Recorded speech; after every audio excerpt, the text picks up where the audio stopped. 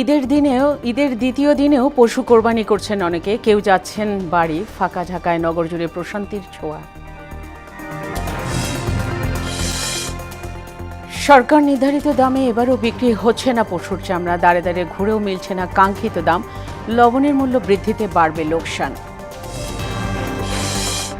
আদ্দিন হাসপাতালে ওয়ার্ডের ভেন্টিলেশনের ত্রুটি ছিল, জানিয়েছে তদন্ত কমিটি। 6 নবজাতকের মৃত্যুতে কাল দেওয়া হবে প্রতিবেদন। এবং রাজধানীর চিড়িয়াখানা এবং বিনোদন কেন্দ্রে উপচে পড়া ভিড়, কক্সবাজার সমুদ্র সৈকত ও বান্দরবানে মানুষের ঢল, চাঙ্গা ভাব পর্যটন খাতে।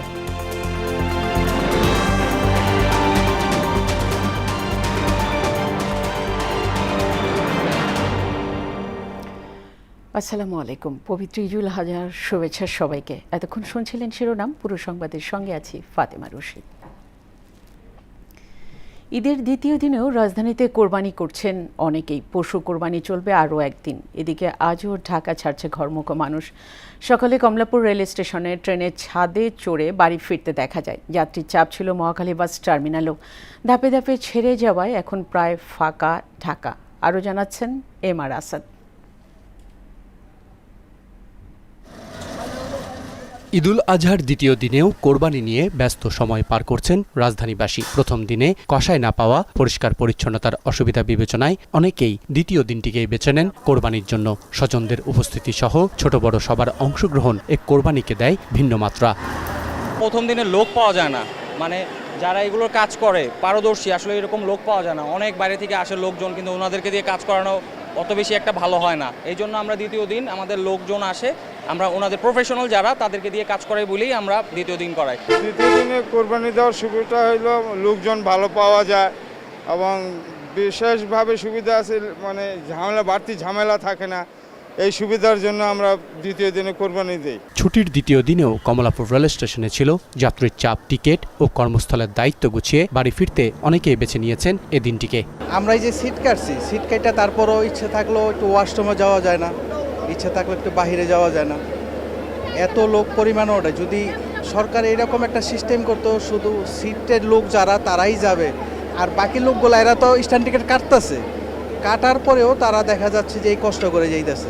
যাত্রী চাপের কারণে ট্রেনের ছাদে চড়েও যাত্রা করেন অনেকে। স্ট্যান্ডিং টিকিটধারীদের চাপে বগিগুলোতে দমবন্ধ পরিস্থিতি। যাত্রীরা ছিলেন হাঁসফাঁস অবস্থায়। মানুষে খাড়াইতে পারতেছে না, সিট পাইতেছে না, পুরো জায়গা সব বগিন, খাড়ানোর মতো জায়গা নাই ভাই। টিকিট এখন বসতে পারতেছে না, টিকিটের জন্য। তারপর মনে বুঝে নিতেছে যে ইউটিউব বলে হয়তো একটু ঝামেলা এতটুকু। চাপ ছিল মহাখালী বাস টার্মিনালেও। মহাসড়কে যানজট ঠেকাতে তৎপর ছিল নিরাপত্তা কর্মীরা। এমআর আসাদ, মোহনা সংবাদ, ঢাকা। রাজধানীতে সরকার নির্ধারিত দামে এবারও কেনাবেচা হচ্ছে না কোরবানির পশুর চামড়া। ট্যানারি মালিকদের দাঁড়ে দাঁড়ে ঘুরেও মিলছে না কাঙ্ক্ষিত দাম। এতে ক্ষোভ জানান মাদ্রাসা ও লিল্লা বোর্ডিং সংশ্লিষ্টরা। আর মৌসুমি চামড়া ব্যবসায়ীদের অভিযোগের তীর ট্যানারি মালিকদের দিকে, যদিও তারা বলছেন ভিন্ন কথা। দাবি করছেন লবণের দাম বাড়ায় গেল কয়েক বছরের তুলনায় লোকসান এবার আরও বাড়বে। বিস্তারিত বিজন কুমারের রিপোর্টে। সরকার আসে সরকার যায়, পাল্টায় না পশুর চামড়ার দাম নিয়ে কারসাজি। প্রতি বছরের মতো এবারও কোরবানির ঈদ সামনে রেখে সরকার চামড়ার দাম নির্ধারণ করলেও বাজারে নেই তার প্রভাব। সরকার আসে সরকার যায়, কিন্তু দাম সঠিকটা পাওয়া যায় না। সরকার যে দাম নির্ধারণ দেয় সেটা তো পাইকার দেয় না। এগুলি সিন্ডিকেট করে, এই সিন্ডিকেট করে, এই কারণে এই দামটা এইরকম। যেটা গত বছর চামড়া মূল্য পেয়েছি তার চেয়ে অনেক কম। এবার ঢাকায় গরুর লবণযুক্ত প্রতি বর্গফুট চামড়ার দাম নির্ধারণ করা হয় ৬২ থেকে ৬৭ টাকা, যা গেল বছর ছিল ৬০ থেকে ৬৫ টাকা। খাসির প্রতি বর্গফুট লবণযুক্ত চামড়া ২৫ থেকে ৩০ টাকা এবং বকরির চামড়ার দাম নির্ধারণ করা হয় ২২ থেকে ২৫ টাকা। সরকারি দাম বাজারে কার্যকর না হওয়ায় মৌসুমি ব্যবসায়ীরা দুষছেন ট্যানারি মালিকদের। মিলে জিলা যে যেমনি পারতেছে এইভাবে কিনতেছে, যার ভালো লাগতেছে লইতেছে, যার না ভালো লাগতেছে লইতেছে না।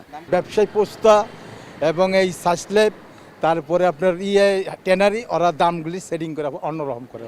একই সঙ্গে চামড়ার দরপতনে হতাশ মাদ্রাসা সংশ্লিষ্টরাও। সে ঈদের আগের দিন বলছে আপনার যত মাল আছে সব মাল আমি নেব, ছোট বড় সব আমি মাল নেব এক দামে। যখন মাল গাড়িতে উঠাইছি একটু ছোট হলে আলাদা করে দেয়। যদিও সিন্ডিকেটের অভিযোগ উড়িয়ে দিয়েছেন ট্যানারি মালিকরা। তাদের দাবি, আন্তর্জাতিক বাজারে চামড়ার চাহিদা না থাকায় বছরের পর বছর দরপতন হচ্ছে। চামড়ার দাম এক নম্বরে পাচ্ছে না, শুধু একটা দেশে এই মালটা যায়। বিশ্বের মধ্যে শুধু চায়না কোম্পানিরা এই মালটা নিতেছে, ইচ্ছা মতো এরা দাম দিতেছে। শুধু চায়না ছাড়া মনে করেন ভিয়েতনাম, জাপান, ইউরোপে যদি মনে করেন আমাদের চামড়াগুলো যাইতো। পাশাপাশি ট্যানারি মালিকদের দুশ্চিন্তার ক্ষত বাড়াচ্ছে পশুর চামড়ার সংরক্ষণের প্রধান উপাদান লবণ। কয়েকদিনের তুলনায় বস্তা প্রতি লবণের দাম বাড়ায় নাখোশ চামড়া ব্যবসায়ীরা। লবণের দাম তো একটু বাড়তি আছেই, তারপর আদার্স খরচগুলো যে কেমিক্যাল প্রোডাক্টগুলো আসে বাইরের থেকে, এগুলি অনেক পর্যাপ্ত পরিমাণ দাম আছে। সরকার নির্ধারিত দাম কার্যকর হলে একদিকে বাঁচবে চামড়া ব্যবসায়ীরা, অপরদিকে উন্নত হবে এ শিল্প, আর দেশের মাদ্রাসা ও এতিমখানার শিক্ষার্থীদের জীবনমানের ঘটবে উন্নতি। বিজন কুমার, মোহনা সংবাদ, ঢাকা। এ নিয়ে আরও জানাতে রাজশাহী থেকে যুক্ত হচ্ছেন সানিউল আলম রাজু। রাজু, এবার রাজশাহীতে চামড়ার দাম কেমন এবং সংরক্ষণের জন্য লবণের দাম বৃদ্ধি অথবা এ নিয়ে সিন্ডিকেট আছে কি?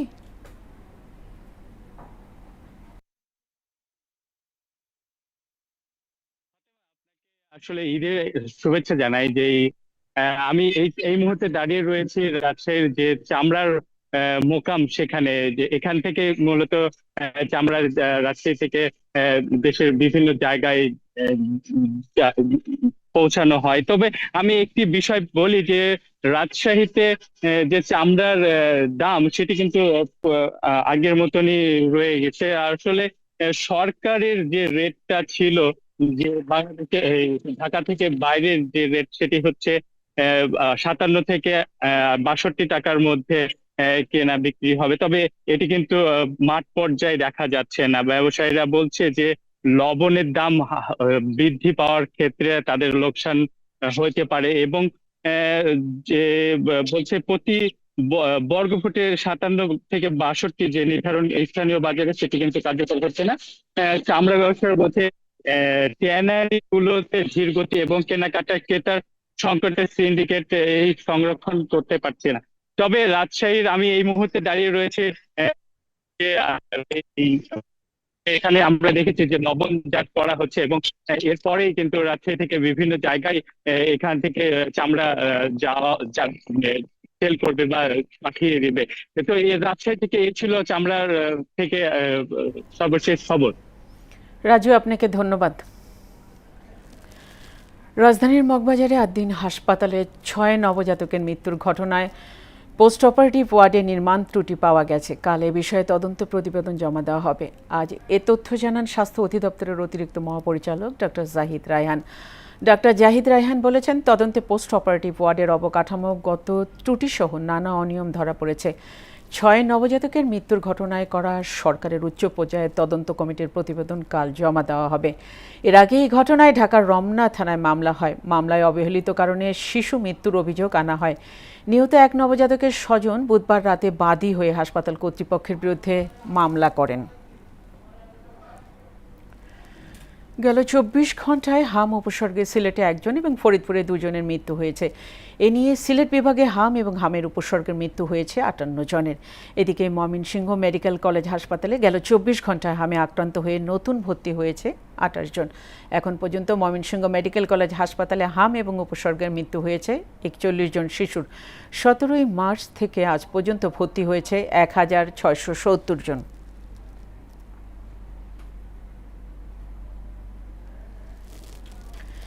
ঈদের ছুটিতে রাজধানীর বিনোদন কেন্দ্রে উপচে পড়া ভিড়। ঈদের দ্বিতীয় দিন সকাল থেকে জাতীয় চিড়িয়াখানায় দর্শনার্থীর ঢল।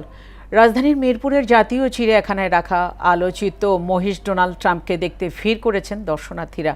নিরাপত্তা এবং সার্বিক পরিস্থিতি নিয়ে সন্তোষ জানিয়েছেন আগতরা। সব বয়সীদের ভিড় ছিল চোখে পড়ার মতো।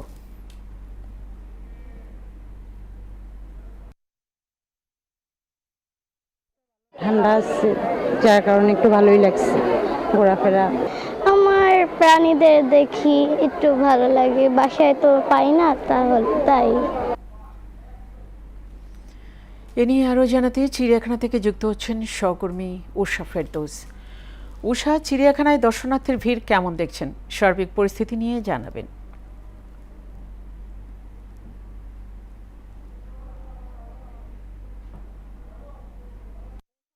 আমি আজকে যেটা দেখেছি যে রাজধানীর যে বিনোদন কেন্দ্রগুলো আছে সেগুলো সব বিনোদন কেন্দ্রে কিন্তু দর্শনার্থীদের উপচে পড়া ভিড়, বিশেষ করে এই ছুটির দিনে ফাঁকা ঢাকায় মানুষ কিন্তু হচ্ছে একটু বিনোদনের জন্য হচ্ছে ঘুরে বেড়ায়। আর সকাল থেকে আমি রাজধানী জাতীয় চিড়িয়াখানার কথা যদি বলি, সেখানে হচ্ছে সবগুলো খাঁচার সামনে মোটামুটি ভিড় থাকলেও আলোচিত ট্রাম্প যে মহিষ, সেই মহিষের সামনে আপনি দেখেন এখানে উপচে পড়া ভিড় এবং সব বয়সী দর্শনার্থীদের ভিড়, শিশু থেকে শুরু করে যুবক বয়স্ক যারা আছেন আমি তাদেরকেও দেখেছি যে এই আলোচিত যে মহিষ ডোনাল্ড ট্রাম্প তার খাঁচার সামনে কিন্তু উপচে পড়া ভিড়, কিছুটা হচ্ছে আবেগ, কিছুটা উচ্ছ্বাস এবং হচ্ছে তাদের মধ্যে এক ধরনের অনুভূতি যে হচ্ছে ডোনাল্ড ট্রাম্পকে দেখতে এসছেন এবং হচ্ছে তারা বলছেন যে সোশ্যাল মাধ্যমে যেই ভাইরাল হওয়া যেই ট্রাম্প তারা সরাসরি দেখতে পাচ্ছেন, এটাই তাদের কাছে অনেক বড় প্রাপ্তি। এবং এই খাঁচার সামনে আমি সকাল থেকে দেখেছি যে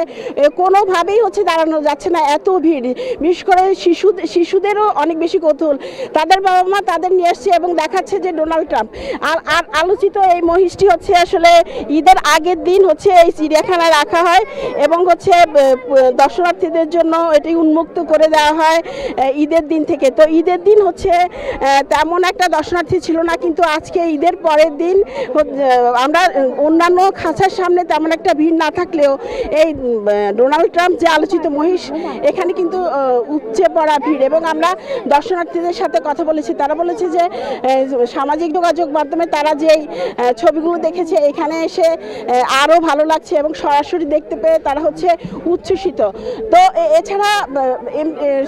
এছাড়া হচ্ছে শিশুরা যেই প্রাণীদের দেখছেন তারা বইয়ে পড়েছেন এবং এখানে এসে সরাসরি দেখেছেন, তো তাদেরও বাঁধ ভাঙা উচ্ছ্বাস। তো এই ছিল আমার কাছে চিড়িয়াখানা থেকে সর্বশেষ। ফাতেমা। উষা, আপনাকে ধন্যবাদ। ঈদের ছুটিতে পর্যটকের ভিড়ে মুখর হয়ে উঠেছে কক্সবাজার সমুদ্র সৈকত ও পার্বত্য জেলা বান্দরবান। গরম উপেক্ষা করে সাগরের নীল জলরাশিতে উচ্ছ্বাসে মেতেছেন তারা। সাগর পাড়ের বেশিরভাগ হোটেল মোটেল পর্যটকে পরিপূর্ণ, তাদের নিরাপত্তায় কাজ করছে আইন শৃঙ্খলা বাহিনী। রাহুল বড়ুয়া ছোটন এবং আমানুল হক বাবুলের তথ্যে আরও জানাচ্ছেন মাহমুদ আক্তার। ঈদুল আজহার দ্বিতীয় দিনে পর্যটকের ভিড়ে মুখর হয়ে উঠেছে পার্বত্য জেলা বান্দরবান। সবুজ পাহাড় আর নীল আকাশ দেখতে প্রকৃতিপ্রেমী মানুষের ঢল নেমেছে পাহাড় ঘেরা বান্দরবানে। সরকারি টানা 7 দিনের ছুটি আর জেলা প্রশাসন থেকে বিভিন্ন বিনোদন কেন্দ্রে প্রবেশ মূল্য ছাড় দেয় এবার পরিবার পরিজন নিয়ে দেশি বিদেশি পর্যটকরা ঘুরে বেড়াচ্ছে বান্দরবানের বিভিন্ন বিনোদন কেন্দ্রে।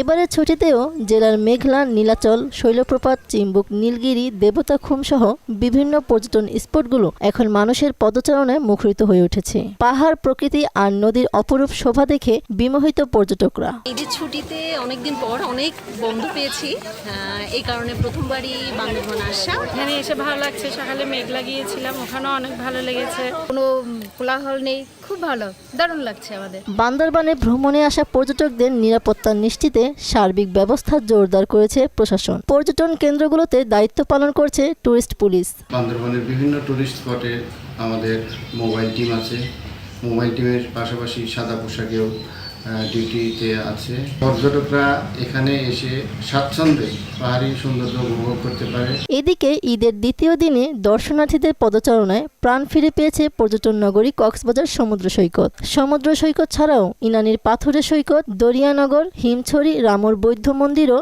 এখন পর্যটকদের পদচারণায় মুখর। ঈদের দিন তুলনামূলকভাবে পর্যটক কম হলেও দ্বিতীয় দিন থেকে বাড়ছে পর্যটকের সংখ্যা। শিশু, কিশোর, তরুণ তরুণী সহ সব বয়সী পর্যটকের পদচারণায় মুখর সৈকত। অবারিত জলরাশিতে মেতেছেন ঈদের আনন্দে। ঈদের ছুটিতে অনেক বেশি আনন্দ লাগছে আমাদের এসে। পর্যটকদের ভ্রমণ নির্বিঘ্ন করতে সাদা পোশাকে টহল টিম জোরদার করার পাশাপাশি পর্যাপ্ত নিরাপত্তার ব্যবস্থা নেওয়ার কথা জানিয়েছেন টুরিস্ট পুলিশ। আমাদের প্রায় 80+ ফোর্স নিয়োজিত রয়েছে। আমরা 2 পালায় ডিউটি করছি, পাশাপাশি আমাদের সাদা পোশাকেও ডিউটি রয়েছে। এছাড়া আমরা জেলা প্রশাসন এবং আমাদের জেলা পুলিশের সাথে সার্বক্ষণিক সমন্বয় রেখে আমরা কার্যক্রম পরিচালিত করছি। ঈদের এই আনন্দে পাহাড়, নদী আর প্রকৃতির অপরূপ শোভা দেখে মুগ্ধ হচ্ছে পর্যটকরা। আর পর্যটকদের আগমনে খুশি স্থানীয় ব্যবসায়ী ও পর্যটন শিল্প সংশ্লিষ্টরা। মাহমুদ আক্তার, মোহনা সংবাদ। এ নিয়ে আরও জানাতে কক্সবাজার সমুদ্র সৈকত থেকে যুক্ত হচ্ছেন আমানুল হক বাবুল। বাবুল, কক্সবাজারে পর্যটকদের উপস্থিতি এবং সার্বিক নিরাপত্তা ব্যবস্থা নিয়ে জানাবেন।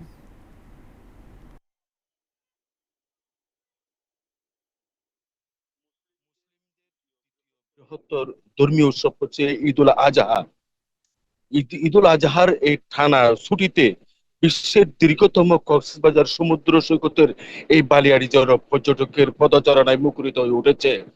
আমি বর্তমানে অবস্থান করছি কক্সবাজার সমুদ্র সৈকতের লাবণী পয়েন্টে। আমি একটু দেখাতে চাই, এখন কিন্তু সাগর বাটার টাইম দেখা যাচ্ছে, এখানে পতাকা উড়িয়ে দেওয়া হয়েছে। সংকেতটা হচ্ছে এখন পর্যটকরা যাতে সাগরে নেমে তারা মনের আনন্দে যাতে স্নান করতে পারবে না, গোসল করতে পারবে না, কিন্তু তবু সেই উৎসাহিত পর্যটকেরা তারা মনের আনন্দে কিন্তু সেই ঢেউর থুড়ে যেন তারা মনের আনন্দে গা ভাসাচ্ছে। আবার অনেকেই টিউব, বেস বাইক, ঘোড়া সহ বিভিন্ন যে বিনোদন রয়েছে সেই বিনোদনে তারা আনন্দ করছে। এদিকে আমি যদি একটু হোটেল মোটেলের ব্যাপারে জানাতে চাই, আমাকে কক্সবাজার হোটেল মোটেল জোনের সভাপতি মুকিম খান যেটা জানিয়েছেন, এখনো পর্যন্ত মাত্র 50 হোটেলের রুম বুকিং হয়েছে, কিন্তু তারা 40% পর্যন্ত ছাড় দিয়েছেন বলে জানিয়েছেন। তবে একটা কথা না বললে নয়, এখানে সমুদ্র সৈকতে বিভিন্ন অঞ্চল থেকে আগত পর্যটকেরা যাতে নির্বিঘ্নে যাতে এখানে ভ্রমণ করতে পারে, সাগরে গোসল করতে পারে, তার জন্য নিশ্চিত নিরাপত্তার ব্যবস্থা করা হয়েছে।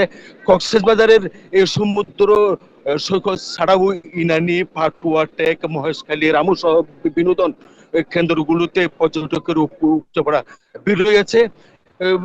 সব দিক দিয়ে যদি আমি বলতে চাই,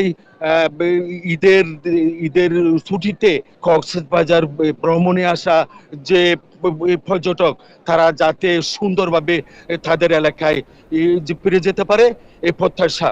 এই ছিল কক্সবাজার সমুদ্র সৈকতের আমার খবর। বাবুল, আপনাকে ধন্যবাদ। স্বজন প্রীতিমুক্ত বিশ্বমানের বিশ্ববিদ্যালয়ে পড়ার ঘোষণা দিলেন এলডিআরডি মন্ত্রী মির্জা ফখরুল ইসলাম আলমগীর। এ সময় বিশ্ববিদ্যালয়ের শিক্ষক নিয়োগে কোনো ধরনের স্বজনপ্রীতি বা রাজনৈতিক প্রভাব বরদাস্ত করা হবে না বলেও কঠোর বার্তা দেন তিনি।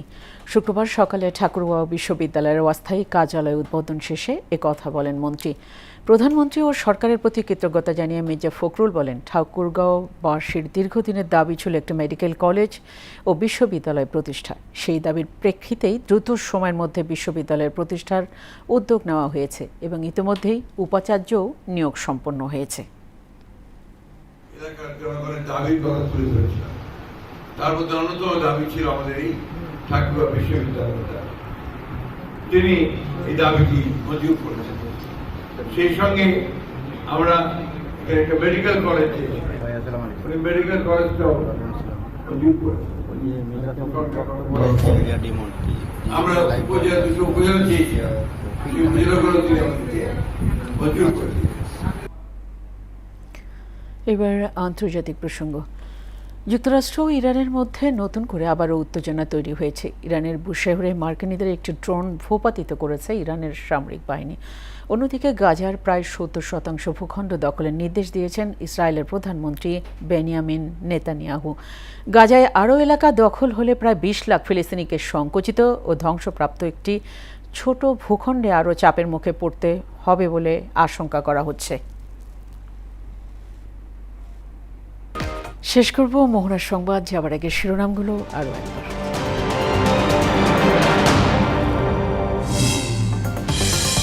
ঈদের দ্বিতীয় দিনেও পশু কোরবানি করছেন অনেকে, কেউ যাচ্ছেন বাড়ি, ফাঁকা ঢাকায় নগর জুড়ে প্রশান্তির ছোঁয়া।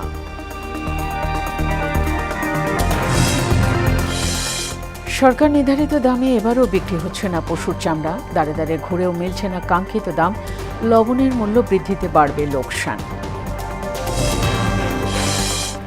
অদিন হাসপাতালে ওয়ার্ডের ভেন্টিলেশনে ত্রুটি ছিল, জানিয়েছে তদন্ত কমিটি। 6 নবজাতকের মৃত্যুতে কাল দেওয়া হবে প্রতিবেদন। এবং রাজধানীর চিড়িয়াখানা এবং বিনোদন কেন্দ্রে উপচে পড়া ভিড়, কক্সবাজার সমুদ্র সৈকত ও বান্দরবানে মানুষের ঢল, চাঙ্গা ভাব পর্যটন খাতে। এই ছিল মোহনার সংবাদে। পরবর্তী সংবাদ বিকেল 5:30টায়। মোহনার সবশেষ খবর জানতে ভিজিট করুন www.mohana.tv। সংবাদ দেখতে পারেন ফেসবুক ও ইউটিউবে। এতক্ষণ সঙ্গে থাকার জন্য সবাইকে ধন্যবাদ।